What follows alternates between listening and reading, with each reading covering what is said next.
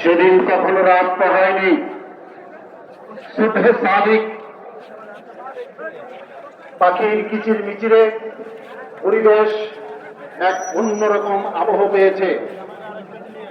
এমনই এক সময়ে দেখা গেল সীমান্তের কাঁটাতলে ঝুঁকছে একটি শিশুর মৃতদেহ। শিশুটির নাম ফেলানি, তার গায়ে ছিল এক রোগ। সবুজের গাঢ় সবুজের পটভূমিতে লাল ফেলানির দেহটা ছিল আমার এই সবুজের বুকে লাল ভীষ্ট লাল সবুজের পতাকা। সেদিন আমার প্রিয় মাতৃভূমিকে হত্যা করে আগ্রাসী ভারত কাঁটাতারে ঝুলিয়ে দিয়েছিল।